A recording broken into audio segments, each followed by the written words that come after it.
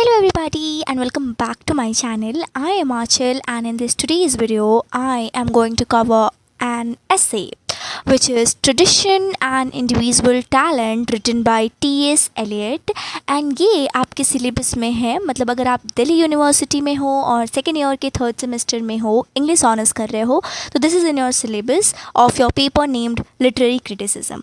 और मैं एक आपको बात बता दूं कि आपके थर्ड सेमेस्टर की सिलेबस और जितनी भी यूनिट्स हैं मोस्टली मैंने अपने चैनल पे पढ़ा रखा है। तो अगर आपने नहीं देखा है तो go and check out my channel. अब फटाफट आप आ जाते हैं इसके एक्सप्लेनेशन पे, इस ऐसे के एक्सप्लेनेशन पे जिसका नाम है ट्रेडिशन एंड इंडिविजुअल टैलेंट और जिसे लिखा है टी.एस. एलियट ने। तो टी.एस. एलियट के बारे में अगर हम देखें तो he was a famous modern poet and critic. इन्होंने बहुत सारी पोएम्स भी लिखी है जैसे the wasteland and the love song of J Alfred Prufrock. And Eliot जो थे ना, इन्होंने अपने राइटिंग के थ्रू ही just change how people looked at poetry in 20th century and he believed that criticism and poetry must go hand in hand. अब थोड़ा context जानना भी ज़रूरी है कि ये ऐसे किस कॉन्टेक्स्ट में लिखा गया है, क्या बैकग्राउंड रही है।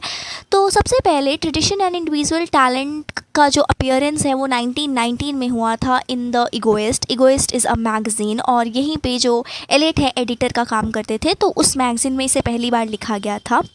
बाद में एलियट की किताब है द सैक्रेड वुड 1920 की, तो उसमें इसे कलेक्ट करा गया, ऐड करा गया and after that it become one of the most famous critical essay of Eliot. And in this essay he has explained that what tradition mean in literature and how a poet should write.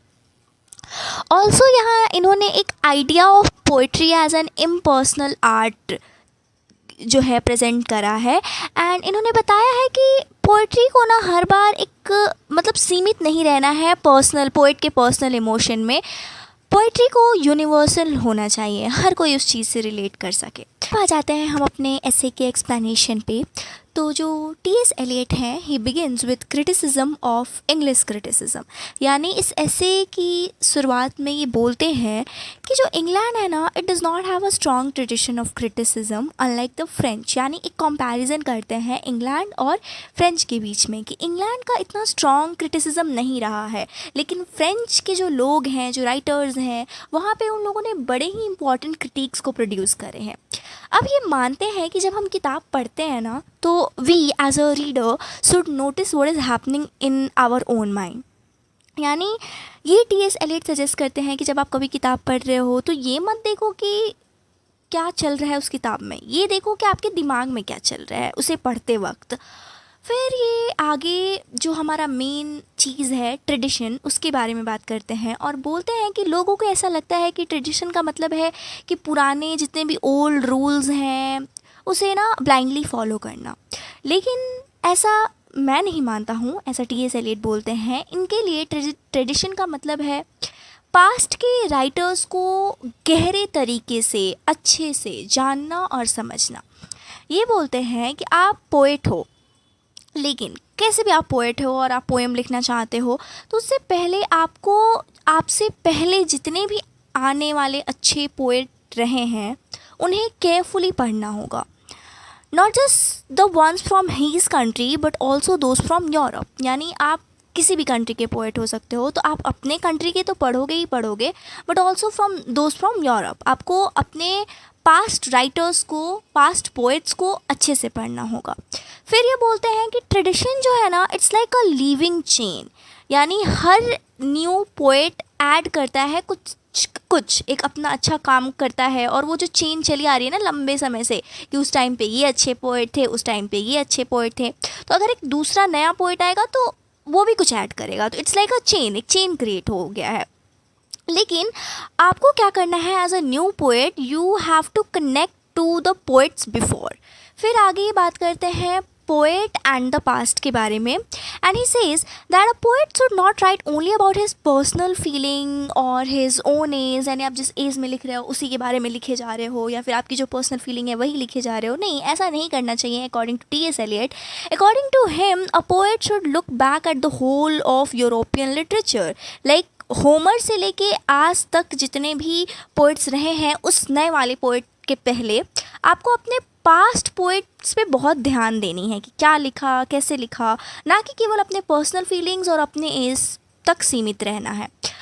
अब ये बोलते हैं कि जब भी कोई नया art का जो काम है वो क्रिएट होता है, तो जो पूरा ट्रेडिशन है ना वो स्लाइटली चेंज होता है, क्योंकि जो नया वर्क होता है उस पुरानी वर्क में वो भी एक अपना हिस्सा बना लेता है।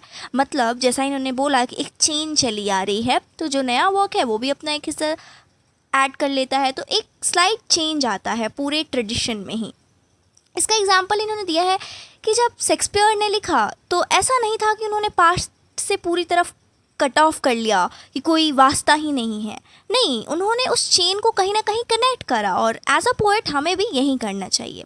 फिर आगे इस ऐसे में ये बात करते हैं इम्पर्सनल थ्योरी ऑफ पोएट्री, और ये बोलते हैं कि देखो भाई, पोएट्री जो है ना, it's not about poets personality.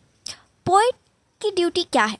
Poet की ड्यूटी है, जैसा पहले मैंने बैकग्राउंड में भी ये चीज़ बताई थी कि according to T S. Eliot, poet को अपने पर्सनल इमोशन के बारे में ऐसे नहीं लिखना चाहिए। मतलब अगर आप लिख रहे हो, आपकी ड्यूटी है कि आपको ट्रांसफॉर्म करना है this personal emotion into something universal, and poet should act like a catalyst. जैसे केमिस्ट्री में होता है कि आपको बीच का एक कैटलिस्ट के तरह वर्क करना है। जैसे एक एग्जांपल इन्होंने दिया है कि just as a platinum makes two gases combine without changing itself, वैसे ही पोएट भी मदद करते हैं इमोशन और experiences form poetry, but his personal self does not show up directly. यानी पोएट के इमोशन और पोएट के एक्सपीरियंस वो तो मदद करेंगे पोएट्री बनाने में, लेकिन आप एक्चुअली में आपका पर्सनल सेल्फ क्या है वो आपके पोएम में डायरेक्टली दिखना नहीं चाहिए। फिर आगे ये फीलिंग और इमोशन के बारे में बात करते हैं। ये बोलते हैं, मतलब डिफरेंस बताते हैं कि इमोशन और फीलिंग में डिफरेंस है, एंड पोएट में uses ordinary emotion but he must arrange them into artistic form. ये इनकी एक एडवाइस है। एंड फिर ये बोलते हैं the greatness of poetry lies not in what emotions the poet felt but in how he express them. यानी मान लो आप कोई पोएम लिख रहे हो और कुछ सोच के ही लिख रहे होगे, किसी चीज़ पे लिख रहे हो, तो वो चीज़ ने आपको बड़े ही गहरे तरीके से कहीं ना कहीं आपको अफेक्ट करा होगा, तभी आप लिख रहे हो। तो अकॉर्डिंग टू टी.एस. एलियट, आपका जो इमोशन है, like the greatness of poetry lies not in what emotion the poetry field. आपने उस समय क्या फील करा और किस चीज़ पे लाइक फील करके लिखने जा रहे हो, नहीं, लेकिन आप उसे कैसे एक्सप्रेस कर रहे हो, that is the very important thing, that how you are expressing that. And इसका एग्जाम्पल इन्होंने दिया है like Dante, Shakespeare and Keats used personal emotion, but इन सब को इन्होंने पर्सनल, ये सारे जो पोएट्स हैं इन्होंने पर्सनल इमोशन का ही यूज़ करा, लेकिन कहीं ना कहीं इसे यूनिवर्सल आर्ट में चेंज कर दिया। फिर शेक्सपियर का एग्जाम्पल देते हुए टी.एस. एलियट बोलते हैं कि Shakespeare plays so strong passion. Shakespeare के जितने भी प्लेज रहे हैं, इवन आप सभी ने मैकबेथ भी पढ़ा, तो उसमें हम इनके प्ले में क्या देखते हैं, स्ट्रॉन्ग पैशन देखते हैं, जेलसी का, लव, एम्बिशन। लेकिन वी कैन नॉट से these were Shakespeare's own personal feeling. हम ऐसा नहीं कह सकते हैं कि पर्सनल फीलिंग थी इनकी, जेलसी की, लव की, एम्बिशन की।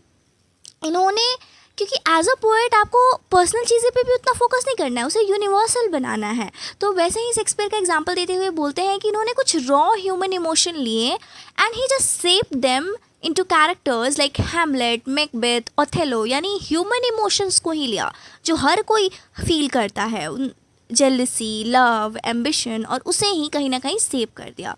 सो इसी तरह से poetry is not the cry of the heart but a creative shaping of experience. ये एक बहुत इंपॉर्टेंट लाइन है, आप अपने एग्जाम में भी लिखना कि poetry is not like a cry of a heart, लेकिन ऐसा है कि आप अपने एक्सपीरियंस को, जो भी आपने एक्सपीरियंस करा या देख रहे हो आसपास, उसे क्रिएटिव तरीके से सेव कैसे कर रहे हो, that is important, and that T S. Eliot really want to understand. अब यहाँ पे ये जो है ऐसे ख़त्म होता है। अगर हम इनके पूरे ही आइडिया के कंक्लूज़न ले, तो एक अच्छा पोएट वो नहीं है जो अपने पर्सनल फीलिंग को पूरा लाइक अपने पोएम में दिखा रहा है।